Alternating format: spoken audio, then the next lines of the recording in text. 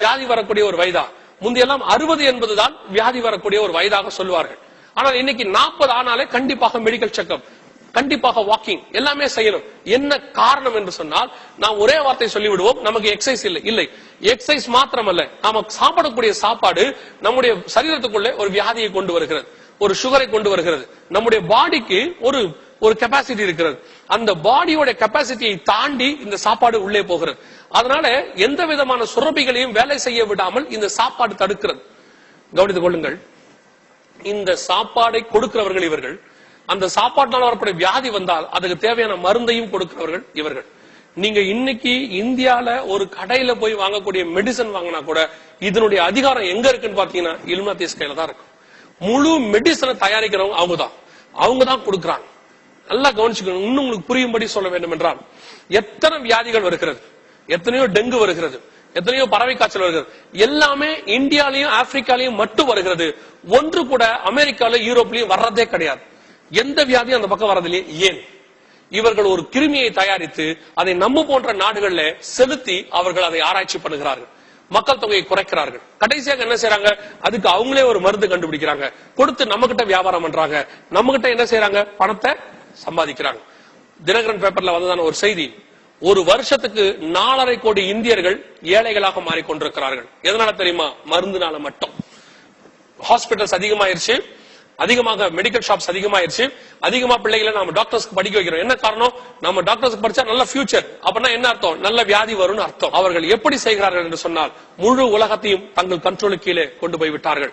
Economy அவங்க கிட்ட போயிருச்சு, எஜுகேஷன் அவங்க கிட்ட போயிருச்சு, சாப்பாடு அவங்க கிட்ட போயிருச்சு, இன்னைக்கு இருக்கக்கூடிய மெடிசன்ஸ் அவங்க கண்ட்ரோல்ல இருக்குது. அதே மாதிரி நான் ஏற்கனவே சொன்ன மாதிரி பாலிடிக்ஸ் அதுவும் அவங்க கண்ட்ரோல்ல இருக்கு. கடைசியா ஒரு காரியம், டெக்னாலஜி. நீங்கள் பார்த்திருப்பீங்கன்னு நினைக்கிறேன், இன்னைக்கு முழு டெக்னாலஜியும் கம்ப்யூட்டர் என்று நாம் ஒரே வார்த்தை சொல்லிடுவோம், இன்டர்நெட்னு ஒன்னு சொல்லிடுவோம். இன்னைக்கு இந்த இன்டர்நெட்டோட கண்ட்ரோல் யாருகிட்ட இருக்குது? நீங்க ஒரு கம்பெனியா பிரிப்பீங்க, இன்னைக்கு இருக்கிற மொத்த பெரிய கம்பெனியும் அந்த 13 பேர்கிட்ட தான் இருக்கு, அந்த 13 குடும்பத்துக்கிட்ட தான் இருக்கு. அவங்க தான் முழு கண்ட்ரோல் வச்சிருக்காங்க. இவங்களுடைய அடையாளங்கள், சிம்பிள்ஸ் என்ன நீங்க பாத்தீங்கன்னு சொன்னா, FDA உடைய சிம்பிள் 2 பாம்பு, அதே மாதிரி Illuminatis symbol eye of Horus. அதே மாதிரி இவங்களுக்கு பல பிரிவுகள் இருக்குது, ஃப்ரீ மேசன்ஸ், இதெல்லாமே ரிலிஜியஸ் விங். இவங்க திருச்சபைகளை என்ன செய்யறாங்க? இந்த ஃப்ரீ மேசன்ஸை வச்சு திருச்சபைகளை பிடிக்கிறாங்க. ஆவிக்குரிய தலைவர்கள், தயவு செய்து இந்த எச்சரிப்பை எடுத்துக்கொள்ளுங்கள். என்ன தெரியுமா? உங்களுக்கு வெளிநாட்டிலிருந்து ஏதோ ஒரு ட்ரஸ்ட் ஒன்று வருகிறது, அவர்கள் பணம் கொடுக்கிறார்கள், நாங்கள் இங்கே திருச்சபை கட்டி கொடுக்கிறார்கள், ஆனால் எங்களுடைய சிம்பலை மாத்திரம் வைத்தால் போதும், எங்களுடைய போர்டை மாத்திரம் வைத்தால் போதும் என்று சொல்வார்கள். ஏமாறாதீர்கள். உங்களை கர்த்தர் திருச்சபை உருவாக்க சொன்னால் அதை கட்டி கொடுக்கிற பணத்தையும் கர்த்தர் கொடுப்பார். வெள்ளை காக்காய் மூலமாக, வெள்ளைக்காரர்கள் மூலமாக அல்ல, இங்கிருந்தே கர்த்தர் உங்களை சந்திக்க வல்லமையுள்ளவராக இருக்கிறார். கவனித்துக் கொள்ளுங்கள். இன்னைக்கு நீங்க பார்க்கக்கூடிய இந்த திருச்சபைகள் எல்லாம் இலுமினாட்டி சிம்பல் தான். ஃப்ரீமேஷன்ஸ் என்பது இந்த இலுமினாட்டிஸ் உடைய ஒரு பிரிவு. இவர்கள் தான் இதை செய்கிறார்கள். இவர்கள் தான் திருச்சபை முழு கண்ட்ரோலும் கொண்டு வருகிறார்கள். இன்னைக்கு தமிழ்நாட்டில் இருக்கக்கூடிய மிகப்பெரிய பணக்காரர்கள் அநேகர் இந்த ஃப்ரீமேஷன்ஸ் உடைய பிரிவு. இவங்களுக்கு சாட்டன் சர்ச் என்ற பெயர், சர்ச் ஆஃப் சாட்டானிக் என்ற பெயர். இவங்களுக்கு ஒரு பைபிள் தனியாக இருக்கிறது. 12 மாசம் 12 பலிகள் கொடுப்பார்கள். ஆடு, மாடு, பன்னி, சில நேரத்தில் நரபலி நிறைய கொடுப்பார்கள். இவர்களுடைய ஹெட் குவார்டர்ஸ் கோயம்புத்தூருக்குள்ள இருக்கிறது, இவருடைய ஹெட் குவார்டர்ஸ் சென்னையில் இருக்கிறது. இவர்கள் முழுவதுமாக நம்மை கண்ட்ரோல் பண்ணி கொண்டிருக்கிறார்கள். இன்னைக்கு இருக்கக்கூடிய கூகுள் ஜீன் பாப்பீங்க, ஃப்ரீமேஷனுடைய சிம்பிள் ஜி. நீங்க பாப்பீங்க ஒரு செட் ஸ்கொயரும் ஒரு கம்பஸும் நடுவில் ஜீன் இருக்குது. இதே ஜியை தான் நீங்க எங்க பாக்குறீங்க? கூகுள்ல பாக்குறீங்க. இன்னைக்கு கூகுள் கண்ட்ரோல தான் முழு உலகம் இருக்கு. இன்னைக்கு நம்ம வச்சிருக்கிற கம்ப்யூட்டர்ஸ் எல்லாமே இவங்க கண்ட்ரோல் தான். சோ டோட்டல் 13 பேர் உள்ளதான அந்த நிறுவனம், அந்த குடும்பம், அந்த அண்டர் கிரவுண்ட் சொசைட்டி இலுமினாட்டிஸ் நம்மை கண்ட்ரோல் பண்ணி கொண்டிருக்கிறார்கள். முழு உலகமும் இவங்க கண்ட்ரோல்ல போயிருச்சு. சாப்பாடு போயிருச்சு, மருந்து போயிருச்சு, பாலிடிக்ஸ் போயிருச்சு, எஜுகேஷன் போயிருச்சு, நம்முடைய எக்கானமி போயிருச்சு, டெக்னாலஜி போயிருச்சு, எல்லாம் இவங்க கண்ட்ரோல். இன்னைக்கு பாருங்க, உங்க கையில இருக்கிற ஸ்மார்ட் போன், இந்த ஸ்மார்ட் போனை வாங்கும் போது அது என்ன சொல்லுது? உங்களுடைய மெயில் ஐடி கொடுத்தாதான் ஸ்மார்ட் போனுக்குள்ளே உங்களால போக முடியும். வித்தவுட் மெயில் ஐடி ஒன்னும் போகவே முடியாது. நம்மளை பொறுத்த வரைக்கும் நம்ம என்ன நினைக்கிறோம்? ஒரு பாஸ்வேர்டு தான் நமக்கு இருக்கிற ஒரே அதிகாரம். இந்த பாஸ்வேர்டு இருக்கு, அதனால யாரும் உள்ளே போக முடியாது. கவனிச்சு கொள்ளுங்க, நீங்க பாஸ்வேர்டை மறந்துட்டீங்க, இப்ப அது உள்ள போக முடியாது. அந்த மெயில் உள்ள போக முடியும். எப்படி முடியும்? அவங்க ஒரு பாஸ்வேர்டு கொடுப்பாங்க, டெம்பரவரியா நீங்க உள்ள போய் பாஸ்வேர்டு மாத்தி கொள்ளலாம்ன்றாங்க. ஒருவேளை உங்கள் மெயில் ஐடிக்குள்ள ஒரு பாஸ்வேர்டால வச்சு அவங்க கொடுக்கிற பாஸ்வேர்ட்ல உங்களால போக முடியும்னா, ஏன் அதே பாஸ்வேர்டை வச்சு அவங்களால உள்ள போக முடியாது? நம்ம டேட்டாஸ் எல்லாமே இன்செக்யூர், எல்லாமே இனி அவங்க கண்ட்ரோல்ல இருக்கு. முந்தையெல்லாம் பாஸ்வேர்ட் போகும்போது சைன் அவுட் பண்ணிட்டு இன்னைக்கு வெளியே வருவோம். ஆனா இன்னைக்கு ஸ்மார்ட் போன் வந்துருச்சு, யாரும் சைன் அவுட் பண்ணிட்டு வெளியே வரதே கிடையாது. எல்லாருமே 24 hours சைன் இன்ல தான் இருக்கிறோம். என்ன காரணம்? முழு நேரம் நம்மளை கண்காணிக்கிறார்கள். டோட்டல் கண்ட்ரோலும் அவர்கள் கையிலே போய்விட்டது. எக்கானமி அவங்க கையில போயிருச்சு. வெளிப்படுத்துற விசேஷம் 13ஆம் அதிகாரத்துல அழகா ஆண்டவர் சொல்லுவார். 7வது வசனத்துல அவர்கள் யுத்தத்தின் மூலமாக பிடிப்பார்கள். 15வது வசனத்துல அவர்கள் ரிலிஜியஸ் மூலமா பிடிப்பார்கள். 17வது வசனத்துல எக்கானமி மூலமா பிடிப்பார்கள். கர்த்தர் சொன்னபடியே எக்கானமி மூலமா, ரிலிஜியஸ் மூலமா, பாலிடிக்ஸ் மூலமா எல்லாத்திலயும் அவங்க தங்க கண்ட்ரோல கொண்டு வந்துட்டாங்க. இன்னைக்கு இருக்கிற ஸ்கூல்ஸ், எஜுகேஷன்ஸ், இன்னைக்கு இருக்கக்கூடிய எல்லாமே இவங்க கண்ட்ரோல தான் இருக்கு. இவர்களுடைய அண்டர் கிரவுண்ட் சொசைட்டியில் இருக்கக்கூடிய ஒரு ஆள் தான் அடுத்த அந்தி கிறிஸ்து. 7வது இடத்துல, அந்த 7வதுல இருந்து வரக்கூடிய 8வது மகன், 8ஆம் அவன் என்று வேதம் சொல்கிறது, அவன் தான் ஆன்டி கிரைஸ்டாக இருக்க போகிறான். உங்களுக்கு தெளிவாய் நான் ஒரு காரியத்தை சொல்லுகிறேன். 8வது சாம்ராஜ்யம் பூமியில் எழும்பி வந்து விட்டது. இலுமினாட்டிஸ் என்று சொல்லக்கூடிய அண்டர் கிரவுண்ட் சொசைட்டி முழு உலகத்தையும் தங்கள் கண்ட்ரோல் கீழே கொண்டு வந்துட்டார்கள். நாட் ஓன்லி இந்தியா, யூரோப்பா, அமெரிக்கா, சைனா, ஆஸ்திரேலியா எல்லாமே இவங்க கண்ட்ரோல தான் இருக்கு. இவங்க ஆட்கள் தாங்க இருக்கிறாங்க. உங்களுக்கு நான் இன்னும் தெளிவாக சொல்ல முடியும், ஆனால் இதை பகிரங்கமாக சொல்ல முடியாது. ஆனால் இதுதான் உண்மை. டோட்டல் கண்ட்ரோலும் அவர்கள் கையில் இருக்கிறது. 8வது சாம்ராஜ்யம் எழும்பி வந்து விட்டது.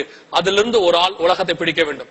1990களில் திடீரென்று ஒரு நாள் சொன்னார்கள், மைத்ரேயா என்ற ஒருத்தர் வருவார், அவர் முழு உலகத்தையும் ஆளுகை செய்ய போகிறார், அவருக்காக நாங்கள் காத்துக் கொண்டிருக்கிறோம் என்று ஐரோப்பிய ஒன்றியத்தில் அறிவித்தார்கள். ஆனால் மைத்ரேயா வரவில்லை. அவர்கள் ஒரு தலைவருக்காக எதிர்பார்த்து காத்துக் கொண்டிருக்கிறார்கள். 1951 ஹென்ரி ஸ்பார்க் என்பவர் சொன்னார், இந்த அமைப்பு எங்களுக்கு போதுமானது, ஐரோப்பா அமைப்பு எங்களுக்கு போதுமானது, யூரோப்பிய கூட்டமைப்பு எங்களுக்கு போதுமானது, எங்களுக்கு தேவை ஒரு தலைவர், எங்களை ஞானமாய் நடத்தக்கூடிய தலைவர், அவன் தேவனாய் இருந்தாலும் பரவாயில்லை, பிசாசாய் இருந்தாலும் பரவாயில்லை என்றார். இப்பொழுது அவர்களுக்கு ஒரு தலைவர் தேவை. அதை உருவாக்கக்கூடிய அந்த தலைவனை வெளியே கொண்டு உட்கார வைக்கக்கூடியதான அந்த குழு, அந்த கமிட்டி எல்லாவற்றையும் செய்து முடித்து விட்டது. அப்படியால் நீங்கள் கேட்கலாம், இந்த சாப்பாடு, இந்த மெடிசன், எஜுகேஷன் எல்லாம் இவங்க போயிட்டு இவங்க தான் நடத்துறாங்க, இவங்க தான் நம்மளை கண்காணிக்கிறாங்க. அப்ப கர்த்தர் என்ன செய்யறார்? இவர்களை இப்படி கொண்டு வந்ததே கர்த்தர் தான். நேபுகாத்நேச்சாரை வர வைத்தது கர்த்தர், அலெக்சாண்டரை வர வைத்தது கர்த்தர், இலுமினாட்டிஸை வர வைத்தது கர்த்தர். கடைசி சாம்ராஜ்யம் இவர்கள் கையிலே 7 ஆண்டு காலம் இருக்க வேண்டும். பிடிக்கிறவர்கள் எழும்பி வந்து விட்டார்கள். அப்படியானால் இதிலிருந்து தப்பிப்பதற்கு என்ன செய்ய வேண்டும்? ஒரே ஒரு வழிதான் இருக்கிறது. இதிலிருந்து தப்பிப்பதற்கு ஒரே ஒரு வழிதான் இருக்கிறது. அந்த வழி ஆண்டவராக இயேசு கிறிஸ்து என்கிறதான ஒரே வழி. இயேசு கிறிஸ்து சொன்ன இத்தனை காரியங்களும் இவ்வளவு தெளிவாய் நடைபெறுகிறது. இதிலிருந்து தப்பிப்பதற்கு இயேசு கிறிஸ்து ஒண்ணுதான் வழி.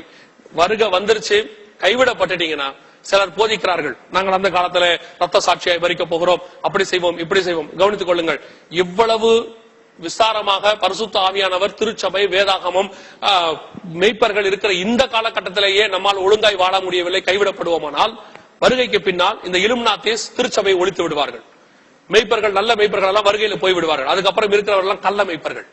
அப்புறம் வசனம் சொல்லுகிறது, வசனத்தை கேட்கக்கூடாத காலம் ஒன்று வருகிறது. அப்போ படிப்பதற்கு நல்ல வசனம் இருக்காது.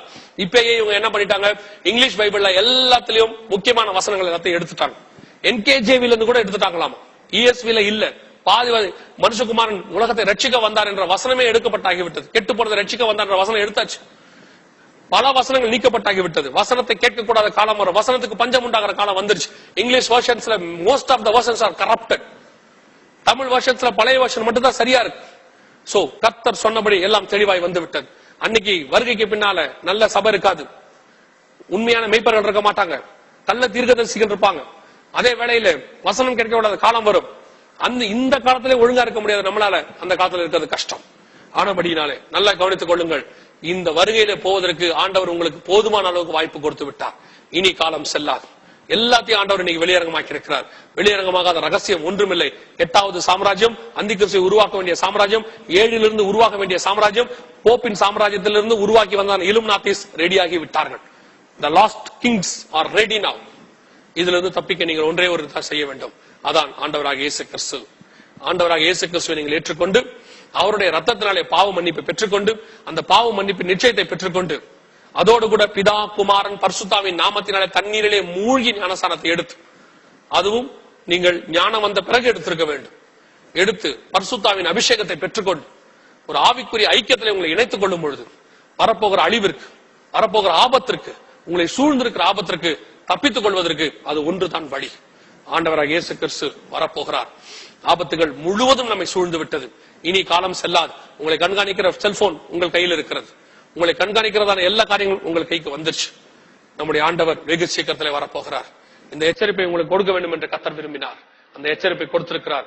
இந்த ஒளிப்பலையை கொடுப்பதற்கு முன்பதாக அநேக காரியங்களை இதற்காக நாங்கள் ஆலோசித்தோம். அநேக காரியங்களை கேதர் பண்ணோம். அதை பார்க்கும் போதெல்லாம் எனக்கு தெரிந்த ஒரே ஒரு காரியம், ஒன்னே ஒண்ணுதான், வரப்போகிற அழிவிலே நாமும் நம் குடும்பமும் அட்டிக்கொள்ளவே கூடாது. அதிலிருந்து தப்பிக்கவே முடியாது. தப்பிப்பதற்கு ஒரே ஒரு வழி, இவர்கள் ஆளுகையை தொடங்குவதற்கு முன்பதாக, டோட்டல் கண்ட்ரோலை கையில் எடுப்பதற்கு முன்பதாக, அந்த ஒரு நிமிஷத்திற்கு முன்பதாக நம்மை மீட்கும்படி நம்முடைய ஆண்டவராகிய இயேசு கிறிஸ்து வரப்போகிறார். ஆயத்தமாகவும் அநேகரை ஆயத்தப்படுத்துவோம். நம்முடைய ராஜாவாகிய இயேசு கிறிஸ்து வருவார். ஒரு சின்ன ஜெபத்தை செய்து நான் இந்த 2வது பகுதியை முடிக்க விரும்புகிறேன். சர்வ வல்லமையுள்ள ஆண்டவரே, இந்த செய்தியை பார்த்து கொண்டிருக்கிற, இந்த செய்தியை கேட்டுக் கொண்டிருக்கிற ஆண்டவரே, இருதயத்துல நானும் என் வீட்டாரும் தப்பிக்க வேண்டும், வரப்போகிற உபத்திரவத்துக்கு தப்பிக்க வேண்டும், இந்த ஆபத்தானவர்கள் கையிலிருந்து நாங்கள் மீட்கப்பட வேண்டும் என்று ஜெபித்துக் கொண்டிருக்கிற ஒவ்வொருத்தருக்காக நாங்கள் ஜெபிக்கிறோம். அப்பா, எங்க சாப்பாடு அவங்க கையில போயிருச்சு, எங்க மெடிசன் போயிருச்சு, எங்களுடைய எக்கானமி, எஜுகேஷன், டெக்னாலஜி எல்லாம் அவங்க கையில போயிருச்சு, முழுசா அவங்க கண்ட்ரோல்ல இருக்கு. ஆனா அவங்க உங்க கண்ட்ரோல்ல இருக்கிறாங்க ஆண்டவரே. அவங்களை நீங்க கண்ட்ரோல் பண்ண முடியும். பூமியின் ராஜாக்கள் ஏகமாய் கூடிய ஆலோசனை பண்ணினாலும் பரலோகத்தின் தேவன் அதை கண்டு நகைப்பார் என்று வேதத்துல வாசிக்கிறோமே. எங்கள் தேவன் எங்களை மீட்க வல்லமை உள்ளவர். தகப்பனே, நீர் வரும்போது நீங்கள் முன்குறித்த, உம்மால் தெரிந்து கொள்ளப்பட்ட, அழைக்கப்பட்ட, நீதிமான்களாக்கப்பட்ட நாங்கள் அனைவரும் உடைய வருகையில பங்கடைய கிருபை பாராட்டும். இது எங்கெங்கெல்லாம் இந்த செய்தி கேட்கப்படுகிறதோ இந்த வீடுகள் எல்லாம் உம்மால் மீட்கப்படட்டும். ஒருத்தர் கூட கைவிடப்பட்ட கூட்டத்தில் இருக்கக்கூடாது. ஒருத்தர் கூட ஆபத்தானவர்கள் கையில மாட்டிக்கொள்ளக்கூடாது. கர்த்தர் பாதுகாத்துக் கொள்வீராக. ஆசீர்வதியும். எங்கள் ஆண்டவர் இயேசுவின் நாமத்தினாலே ஒப்பு கொடுத்து ஜெபிக்கிறோம் எங்கள் ஜீவனுள்ள நல்ல பிதாவே. ஆம்.